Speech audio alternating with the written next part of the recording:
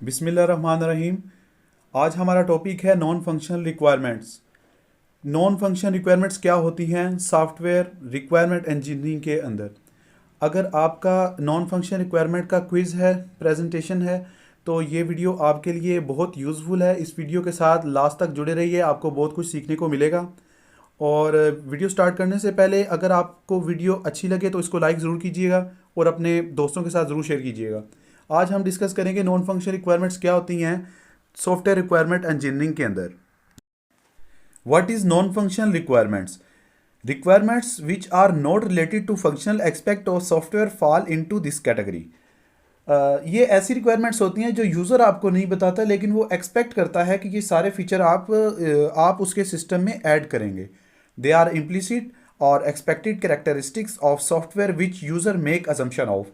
ये इम्प्लिसिट होते हैं, एक्सपेक्टेड होते हैं। ये कस्टमर जो है वो एक्सपेक्ट करता है कि ये फीचर आप ज़रूर इसमें ऐड करेंगे। और वीडियो के आगे जाके आपको इसके बारे में और इन्फॉर्मेशन मिलेगी और फिर आप इसको अच्छे तरीके से अंडरस्टैंड कर सकेंगे। Non functional requirements mostly define the overall attributes of the resulting system. Overall resulting system के जो भी एट्रीब्यूट्स होंगे वो नॉन फंक्शनल होंगे। It defines the constraint on how functional requirements are to be met. और इसमें एक एग्जांपल दी गई है, response time must be T second. इसमें यह बताया गया है कि कंसंट्रेंट इस पे रखना है कि कैसे हम फंक्शनल रिक्वायरमेंट्स को और नॉन फंक्शनल रिक्वायरमेंट्स को कैसे इनको मेट कर सकते हैं, कैसे इनको मिला सकते हैं। और एग्जांपल में response time must be T second, और कि जो भी हम टाइम रखेंगे उसी टाइम के अंदर हमें रिस्पॉन्स मिलना चाहिए। अक्सर औकात ये होता है कि यूज़र हमें इस चीज़ के बारे में नहीं बताता कि ये चीज़ हमारी इतना टाइम चले, लेकिन as a developer, as a expert आपको ये चीज़ें पता होती हैं, तो इसलिए ये चीज़ें आप ऐड करते हैं और यूज़र इस चीज़ को एक्सपेक्ट करता है आपसे। इसमें हमारे पास अब नॉन फंक्शनल रिक्वायरमेंट्स की कुछ एग्जांपल्स हैं, जिसमें सबसे पहले परफॉर्मेंस है। परफॉर्मेंस में यह है कि ये भी एक नॉन फंक्शनल रिक्वायरमेंट है और इसमें हम सिस्टम को इस तरह बनाते हैं कि उसको प्रॉपरली परफॉर्म करना चाहिए। इसमें हमारे पास सबसे पहली एग्जांपल 100 ट्रांजैक्शन पर मिनट है कि अगर हमने 100 ट्रांजैक्शन पर मिनट ऐड किया है अपने सिस्टम के अंदर, तो वो 100 ट्रांजैक्शन पर मिनट के हिसाब से ही चलना चाहिए। उसके बाद हमारे पास आ जाता है ऑपरेशनल में ये है कि must not require more than 1 MB in main memory. कि अगर इसमें हमने 1 MB मेमोरी रखी है तो सिस्टम 1 MB मेमोरी पे ही परफॉर्म करना चाहिए, वो ज़्यादा मेमोरी यूज़ ना करे। अगर वो ज़्यादा मेमोरी यूज़ करेगा जितनी आपने रखी है, फिर वो सिस्टम को स्लो कर देगा।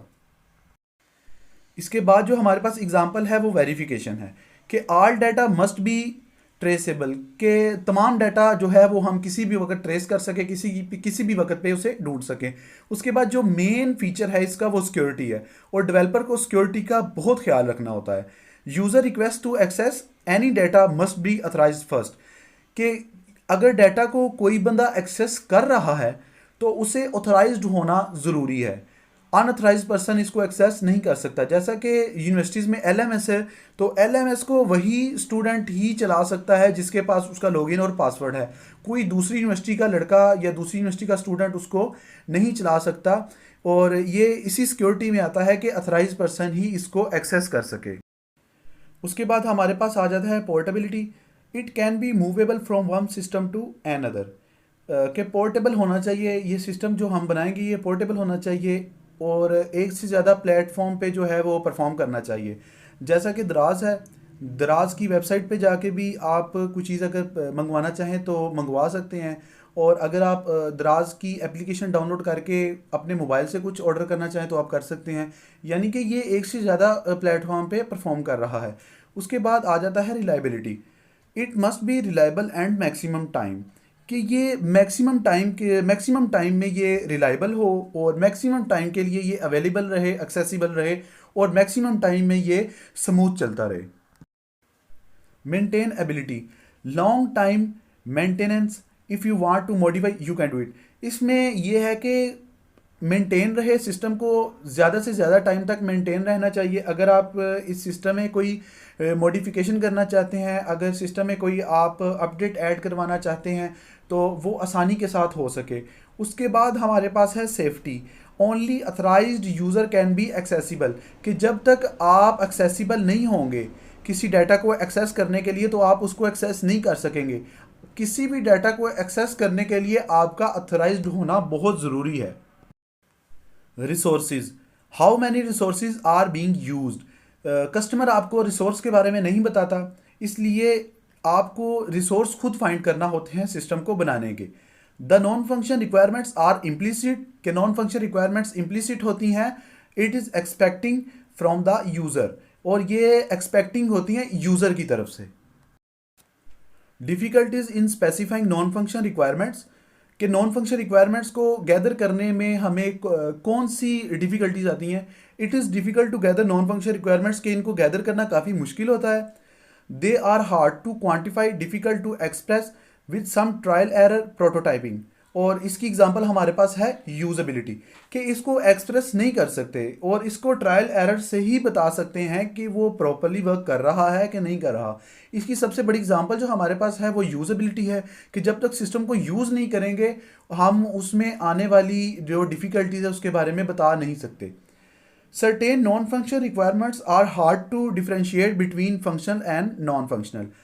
कुछ नॉन फंक्शनल रिक्वायरमेंट्स इस तरह की होती हैं कि जिसके बारे में हम बता नहीं सकते कि ये नॉन फंक्शनल है या फंक्शनल है।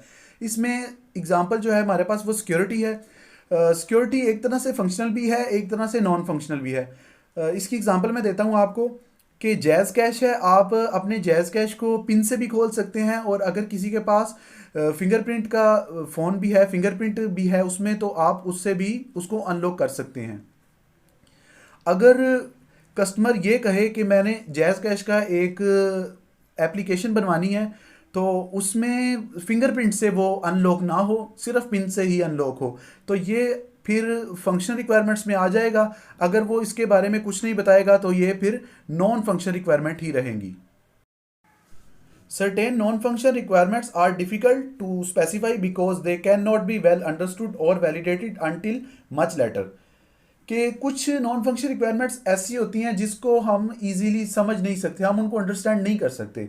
हम उनको अंडरस्टैंड तब करते हैं जब थोड़ा सा टाइम गुजर जाता है, जब हम सिस्टम को यूज़ कर लेते हैं कि सिस्टम रिलायबल है या नहीं है, उसकी क्वालिटी के बारे में। उसके बाद है सर्टेन नॉन फंक्शन रिक्वायरमेंट्स में बी कन्फ्लिक्टिंग, कि कुछ नॉन फंक्शन रिक्वायरमेंट्स इस तरह की होती हैं जिनमें कन्फ्लिक्ट आ जाता है, जिसमें आप कहते हैं कि उसकी परफॉर्मेंस भी अच्छी हो, उसकी सिक्योरिटी भी हाई हो और वो रिलायबल भी हो। इसकी सबसे बड़ी एग्जांपल ये है कि आप जब जैज़ कैश में लॉगिन करते हैं तो आप अपनी स्क्रीन को जब लॉक कर देते हैं तो ऑटोमेटिकली आपका जैज़ कैश जो है वो लॉगिन ऑफ हो जाता है। जब आप अपनी स्क्रीन को दोबारा अनलॉक करते हैं तो आपको जैज़ कैश का दोबारा लॉगिन करना पड़ता है। ये चीज़ बार बार करने से मुश्किल तो लगती है, लेकिन ये सिक्योरिटी बहुत हाई है इससे। अगर आपकी स्क्रीन कोई अनलॉक कर लेगा तो अगर जैज़ कैश का इंटरफेस खुला हुआ मिल गया तो वो आपकी ट्रांजैक्शन कर सकता है। तो इसमें अगर आपको कोई क्वेश्चन पूछना है तो आप कमेंट सेक्शन में पूछ सकते हैं। आप मुझे इंस्टाग्राम पे भी मैसेज कर सकते हैं। अगर आपको इस टॉपिक की स्लाइड्स चाहिए तो मैं आपको वो भी प्रोवाइड कर सकता हूँ। अगर इसमें कोई मसला है तो आप मुझे कमेंट सेक्शन में कमेंट करके पूछ सकते हैं।